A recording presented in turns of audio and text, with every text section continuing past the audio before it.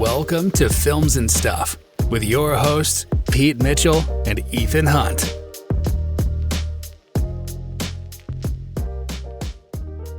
So Pete, you and I have been friends who have been super passionate about sharing our opinions about films, about television shows, entertainment, but we don't really have a good structure for or a common language in terms of what our opinions are, right?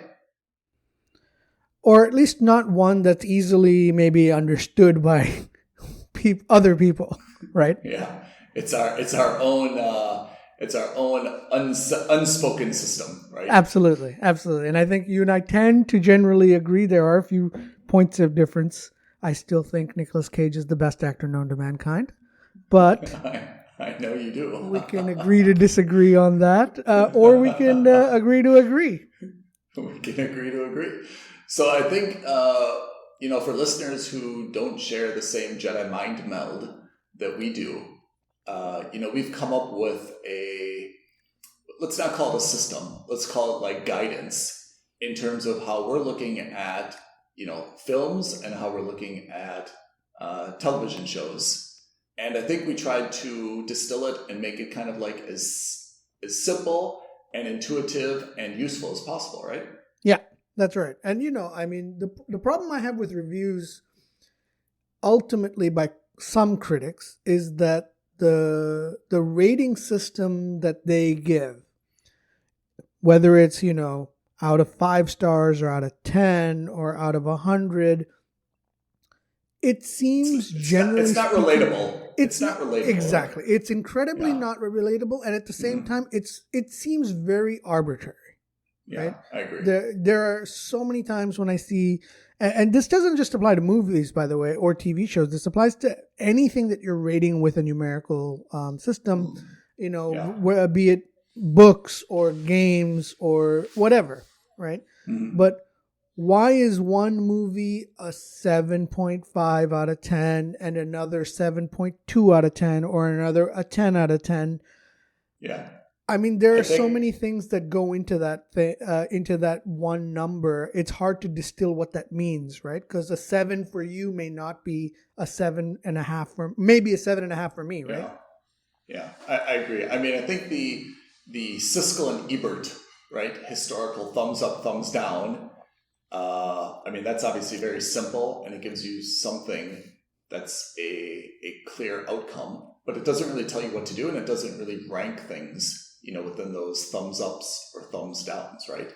And then, of course, you've got the kind of the Rotten Tomatoes, which is much more numeric, and that's good for ranking things, especially when you're talking about, like viewer or fan feedback in terms of, is Top Gun ranked as a better movie than Ghost or something like that, right? And that's useful. But just in terms of saying like, hey, what should you do with this movie or show? Should you see it, not see it, kind of see it? These are all, those kinds of rankings are very good to give you a very high level, quick view on on film's critical and or, regular audience response.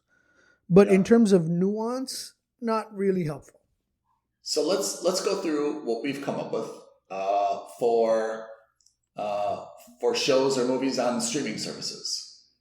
Yep, I think that's a good idea. So I think when it comes down to streaming services, the practical reality is, do you have access to the service? And if you have access to the service, is it something that you want to watch or not watch? And even if you don't, or if you do have access to the service, do you just want to bother with it at all or not? Yeah. Right? We're hitting the high points. We're telling people exactly what to do, or what we recommend. What we recommend, at least. Exactly. Yeah. Right? So I think, and again, you and I particularly are not necessarily indicative of the average population, although that does seem to be trending that way, right? The cord cutting and cable cutting wars have now become, I don't want to have 30 different cable channels, so I'm going to have one streaming service. That's a great idea in principle, except for the fact that now we have like 30 different streaming services, and each of them caters to Careful what you wish for. No. Careful what you wish for. Exactly, right? And so now instead of me having ESPN bundles, or in the UK it's a Sky News bundle or a Sky Channel bundles, instead of that, now I have Disney Plus, I have Paramount Plus, or I have Amazon Prime, or Netflix, or Hulu. It's getting to that same level, right? And the frank reality is that most people don't have access to all of those. Maybe they should. That's a different conversation, I think. But yes. So I think the system that you and I have come up with is pretty simple, which is to say that we're gonna, anything that comes up on TV, on a streaming service that's either a movie or a series or a limited series, whatever it is, I think the easiest way to say it is we're going to say at the end of the day, when we watch it and when we talk about it, we're going to ask ourselves, is this a show I want to watch? Right. If so, do I need to have the service? Mm-hmm. If not, can I possibly mooch the service off of somebody else? Yes. Or, you know what? The show is so bad or the movie is so bad, it's not even worth it. Yeah. Whether you have the show or not. Exactly. So I think there's kind of a threshold, which is, do we recommend people watch or not watch? Right? And then if it's a watch, it's level one, this show or movie is so good that if you don't have this streaming service, whether it's Netflix, Disney Plus, Amazon Prime, or whatever, you should go out and subscribe to this service, HBO Plus, everything plus. You should either go out and subscribe to this service only because this show is so good, right? And that would be something like, for example, Game of Thrones on HBO, right? So good, it justifies going out, paying that monthly amount for the service. Right. And then the lower tier, or the lower level is, hey, we recommend you watch this, but don't feel obligated to pay the monthly fee for the service. If your brother or friend has the same thing, go ahead and borrow their password, watch a few episodes. It's definitely worth watching, but we don't think you need to actually kind of spend money for it if you don't already have the service, right? Right. And let's just caveat that right now by saying Films and Stuff does not condone sharing of passwords or illegal any activities of any kind. That is on the advice of counsel, who is sitting across from me with a gun pointed at my head. Also a crime, by the way. That's probably a crime. Yeah, but he's my lawyer, I'll give him a pass. You've given him consent. Exactly. No bodily harm. So we may recommend that you borrow someone's password, but we don't condone that you borrow that person's password. Or download or stream it illegally. True. We don't condone that. Okay, so that's for films. That's for movies and television shows available on streaming services. And then there's movies separately, which are not available on streaming services. We've kind of got our own separate, system or guidance for those as well. Right, and it's quite similar though. It's not too dissimilar. But instead of saying, look, you need to go subscribe to Paramount Plus, what we're saying is you need to go to the cinema to watch it, right? So in these times, I understand that, things are starting to finally get back to normal, but there is still a lot of hesitancy for people to go out in public, and it's fully understandable. But I think so. The ranking has taken on new meaning, where we say Spider-Man, for example, No Way Home. Go risk your life. Go to the cinema and see it. Well, okay. Let's again caveat that Films and Stuff does not condone you having to risk your life to go see any movie. But yes, I agree. Risk your health. Risk an expensive, overpriced ticket. Go to the cinema and watch it. It's that good. Or what would be the tier lower than that? Or there may also be movies which we know, for example, Disney is starting to do this, and Warner Brothers is definitely doing this, where they say, look, the movie is going to be in the theaters for, let's say, a period of 6 weeks or 10 weeks, and thereafter it's immediately going to drop on Disney Plus or HBO Max or whatever streaming service it is. If the movie is not great or not good enough for you to justify potentially exposing yourself, or you just don't want to go to the cinema for whatever reason, we can say, hey, give it time. It's still worth watching. Maybe it's not must see that you have to go see it in the theater immediately. Give it time, and as soon as it hits the streaming platform of your choice, watch it then. Yeah. And I think actually, that's a very good distinction, which is sometimes, our recommendations are based on, again, I'm going to use Spider-Man No Way Home because that's a pretty recent film that we've both seen and we loved it. That's something that we think is a great movie. You should definitely go see it. 1, for the cinematic experience. 2, to avoid spoilers, and it's very timely. Right. Whereas, let me say something like Matrix, for example, if you don't mind, is something that I think you should see in a cinema, not because the movie is so great, but just because it's kind of a important pop culture event. And, again, if you want to be kind of involved in the water cooler talk, it's something that you probably would want to see rather than waiting for it to come out. Whereas, some rom-coms or dramas aren't really timely from a cultural perspective. There's not really anything you're going to miss out on. So that's something you can probably wait to, stream it or watch it through another service later. That's right. And I think one of the points you touched upon earlier, which is really important, is there are also certain movies, to a limited extent for The Matrix 4, but certainly with its prequels and certainly with other blockbusters, you're never going to be able to emulate the quality of the audio visual experience at the cinema that you would at home. I agree. Right? I agree. You want to hear... It's usually action movies. That's right. Yes. So you want to hear Tom Cruise's Top Gun fighter jets roaring at the screen, that's like 5 times, 20 times the size of your normal TV. Yeah. And you want to hear the 20.5 surround sound systems that are crazy. These are things that you cannot, or just, it's impossible to emulate at home, or virtually impossible to. So, some movies you just have to appreciate in the cinema because that's what they're made for.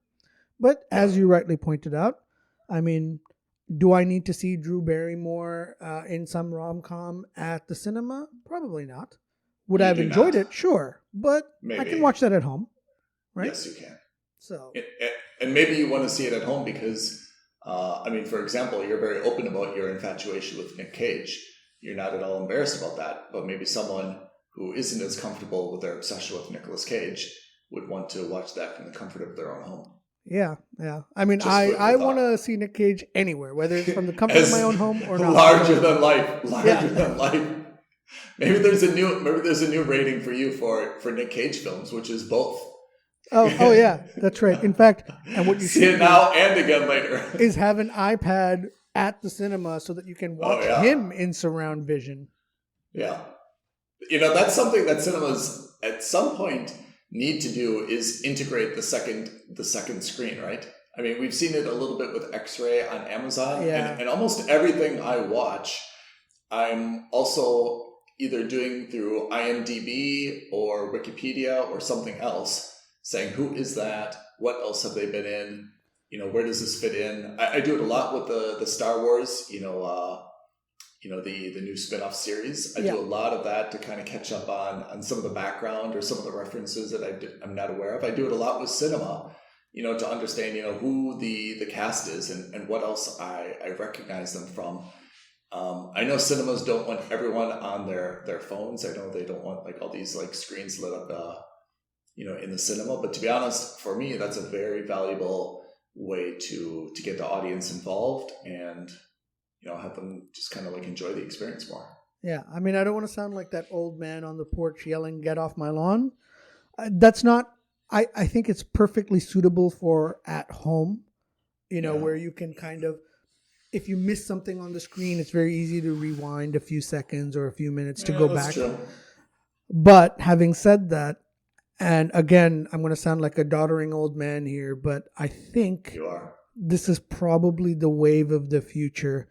Is there must be, if there aren't, we've already seen it in airlines, but I imagine that it won't be too long before cinemas start offering like a small like mini tablet, like an iPad mini sized tablet on your armrest, which is tethered to the seat, and giving you all that trivia or background or access to IMDb and feedback and audience feedback. And exactly something where right, because you can track all these things. I imagine that if cinemas aren't doing it yet, please contact filmsandstuffpodcast@gmail.com. We're happy to act as advisors.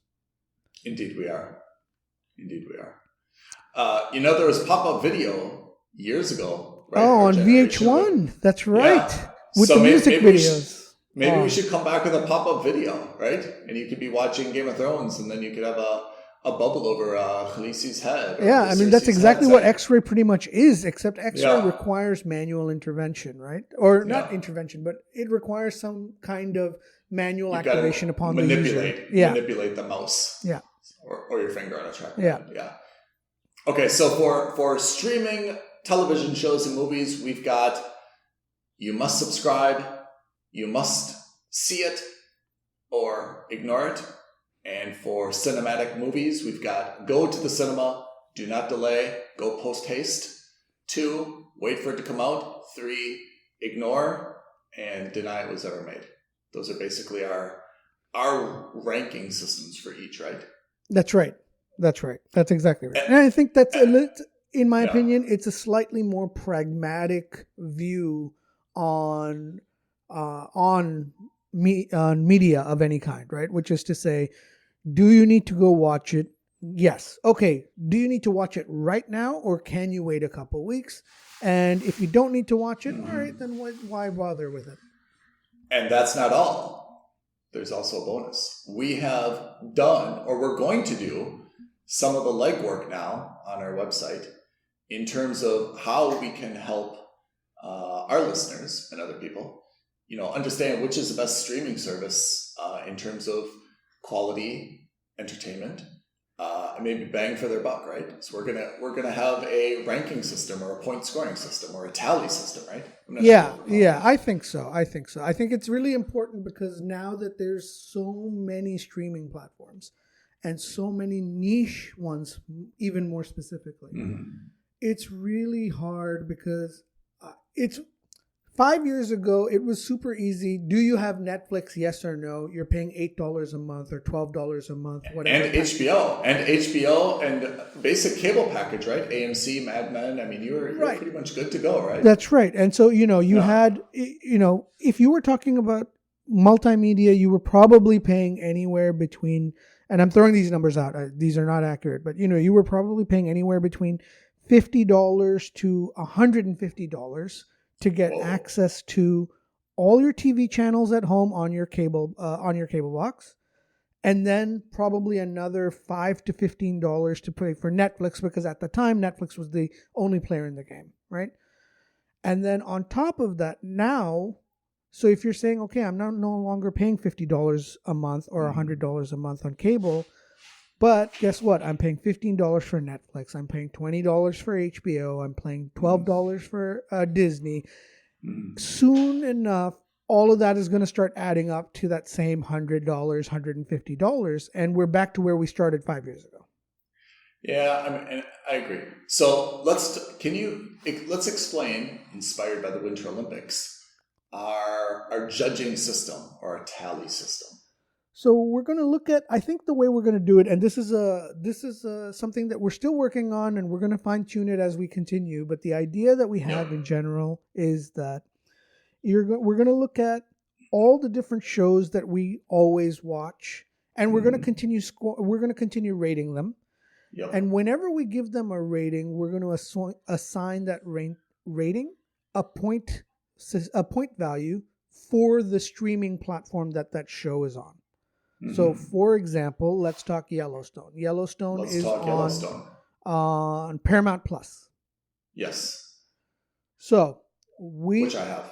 Which is great. which is great. So Yes. I like Yellowstone a lot, and Mhm. overall, if it were a platform I had never heard of, I would say that Yellowstone is good enough that you should subscribe to the platform just for Yellowstone. All right. So if High that so rankings. I if love that were it. the case, I would assign Paramount Plus 5 points, for example. Okay. Okay. Now I'm let's I'm one I'm one below you. I would say for Yellowstone, although I really enjoy it, I would say you don't need to go out and pay for Paramount Plus only for Yellowstone. I think Yellowstone is absolutely worth watching, but I would put it one mark down from what you've given it. right, which is Which to say you is would borrow or use somebody yeah. else's login, right? Watch it if you can. If you've already got Paramount Plus, watch it. If you don't, watch it with a friend who does. So you're giving 5 points to Yellowstone. You're giving 5 points to Paramount Plus. I'm giving one notch down, 3 points to Paramount Plus. Right. And then so the way we're doing it is we're attacking it from the shows up, not the platforms down. Right? Yeah, Because exactly. we don't want to get involved with, well, do I want to invest in Paramount Plus because they've only got Yellowstone, they don't have other contents? That's not the point of this purpose, right? It's not. That's what we can tell you that's what the points will tell you at the end of the year, right? Yeah. If Paramount Plus at the end of the year has 200 points and Netflix has 100 points, then you know that we've watched so many shows on Paramount Plus that are worthy of streaming, that are worthy of either borrowing the password or or subscribing to the system, that it's the platform that it's worth getting Paramount Plus. Yeah, I agree. And you know what? There's something built in here which makes sense, which is, I mean, just kind of off the top of my head, I would expect Netflix to have a higher score than Paramount Plus, only because I think the amount of content on Netflix is probably much higher. I may be wrong about that, but I would expect that it's much higher. I would agree. And therefore, if they tally more points, may not be an average of more points per show, but if they tally more points, it just kind of tells you, look, if you're going to spend $15, whatever it is, $20 a month, that money probably goes further on Netflix, where there's so many options that we think are worth seeing, compared to Paramount Plus, which may have a few stars but doesn't have just the volume of stuff. And that also depends on everyone's lifestyle. I mean, you and I are professional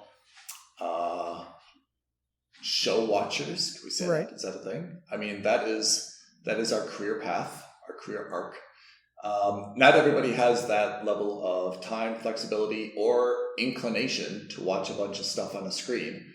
There may be people that say, look, I'm super busy. I've got a life, family, hobbies, and such. I don't really need, 24 straight hours of content every day of my life. 1 or 2 shows is enough for me. And then they can just kind of listen to our podcasts and decide what's up their alley. Yep. Yeah, I think that's absolutely right. So the point of this is to give real world context to reviews, right? Which I don't think most critical reviews do. I'm not saying they don't, and I'm not saying that what they're doing has no value. That certainly not. What I'm saying is that a 5 for me is not the same as a 5 for Ethan.